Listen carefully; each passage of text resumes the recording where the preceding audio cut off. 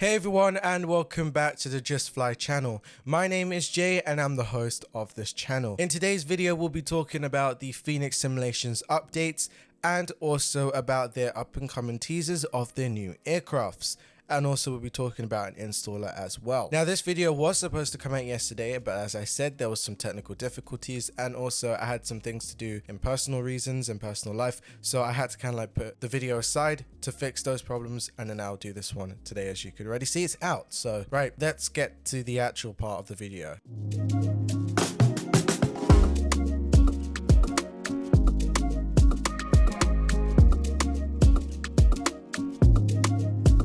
Beginning with the improvements is the soundscape. Firstly, an overhaul of the cockpit wind was in order. To do this, the Fenix team was lucky enough to get some new recordings using a brand new mic setup on the A320 captain's headset during a full flight. This allowed them to balance and adjust the volume levels of the cockpit and sound environment, and including the new recordings from the new setup. They used ADS-B data of the flight matched to the recording times to cross-reference altitude and speed to ensure that definitely they're getting a realistic result in all phases of the flight. The result is much better, a much more natural experience, and is full of soundscapes as well. Another aspect that the team wanted to improve on was the over and behind wing experience. On the CFM56 engines, which is the CFM edition, they included an all new N1 bearing recording, airflow recording, behind intake buzzsaw, and the N2 recordings. On the IAE version, further sound balancing has been done to it, along with new airflow recordings, and on the buzzsaw,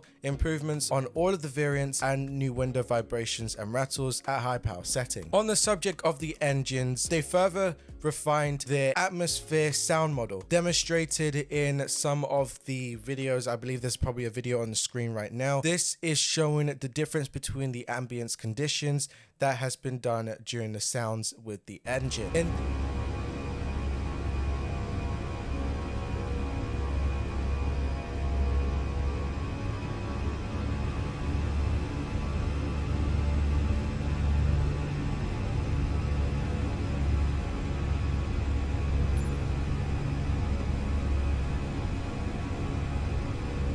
In this case, what they have done is they've taken the CFM56 at power takeoff. You'll be able to hear the difference between a takeoff in cold and dry versus a hot and humid weather. They also said that systems and flight dynamics saw some slight changes as well with the wind on the ND. Now it's been improved by sensors on the plane rather than just reading from the simulator. Some minor adjustments were made to the fly-by-wire system to make the pitch a little bit more smoother as well. A few things I forgot to mention is, first off, there is some other bits and pieces that have been changed just apart from the refinements, the fixes and the improvements that was mentioned. A feature that might get all the nerds out in the A320 is that they now have electrical hydraulical pump options. These are Victor's and Parker. These two A320 electrical hydraulical pumps are fitted inside of the aircraft, and they do sound different between each hydraulical pump. What you can hear now is the samples that Fenix has sent over.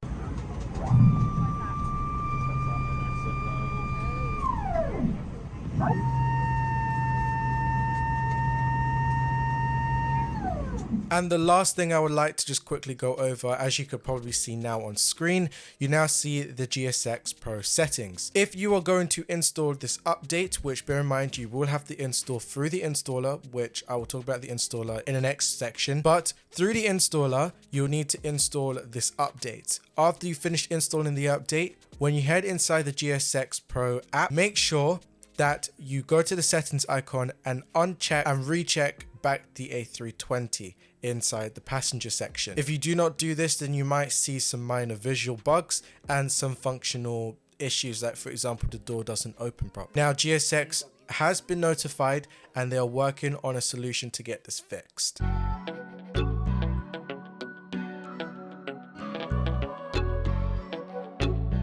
Now, in addition to working on the A320 version 2 block 2, which obviously is the update that we were just talking about, they also invested some significant time in improving both the internal development process as well as their way on delivering their products to you guys. One of their milestone improvements is the Fenix Installer. Not only does it make the release process faster and more robust, but it also means that you get quicker and smaller updates. At the core of the Fenix Installer is a system that efficiently breaks files into parts, so that when the file changes, you could download them in parts of files that have been changed. Now, as you can see already on the screen, this is the new Fenix Installer. Now, throughout the beta period, they started collecting some installation logs from their testers, giving them enough good inspiration and insight into how long each install and update will take for a customer. Now, keep in mind, they wanted to make this very clear that the speeds are most likely dependent on the internet connection that you have. Starting off with a clean install, the fastest that they was able to get is 35 seconds, but it can go up to 71 seconds. An update, the fastest that they got was 7 seconds, but obviously it ranges to 11 seconds. Compared to their old installer, it used to take 2 minutes and 14 seconds in total,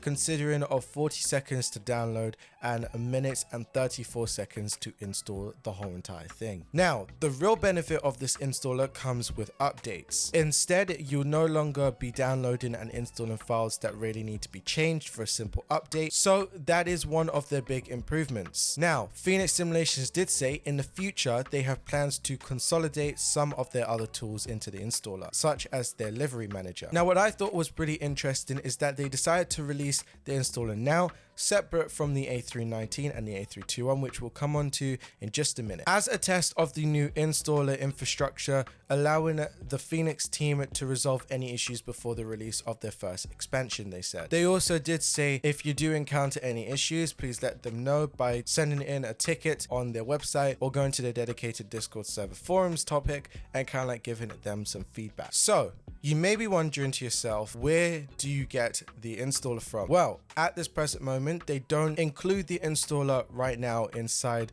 of when you go to your purchase page and you find the A320 there. But where it is at this present moment is it is in a blog post. So I probably will leave the blog post inside the description. So not just only you guys could read it if you want to, but you could also get the installer from there.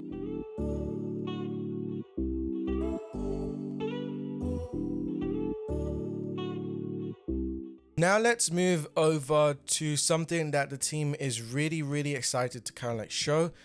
You probably might have seen it from the thumbnail already, which is the A319 and A321. Now, I was going to put this more up inside the topics, like before the installer and before the A320, but I decided I'll put this at the ending because it's not really that much information that they kind of like gave. But talking about the installer, we have the installer already. This is an essential part, and on the installer, you can see they kind of like teased the A319 and the A321 expansions on there. Now, team has also showed us a teaser image, which already, as I said, has been shown in the thumbnail and probably has been shown already, but I'll show it again. This image is for their up and coming expansion. Now, it's not clear which plane this is for.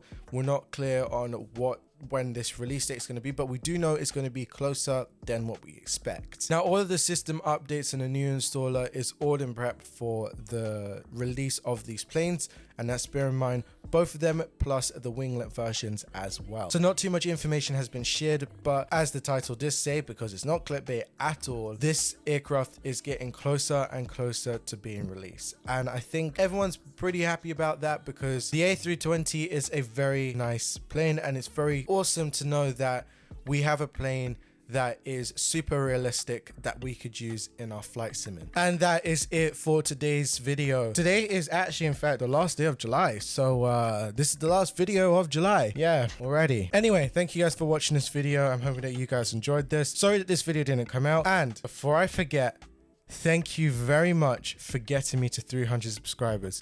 Last time I checked was at 314, but you know what? 300 subscribers, we'll classify it as there for the time. As I said in all the videos, our main goal is to get to 1,000 subscribers before Microsoft Flight Simulator 2024 launches. And I know we could get there. Just hit that subscribe button. It probably is glowing now. Anyway, that is it for today's video. And as always, happy flying. Don't say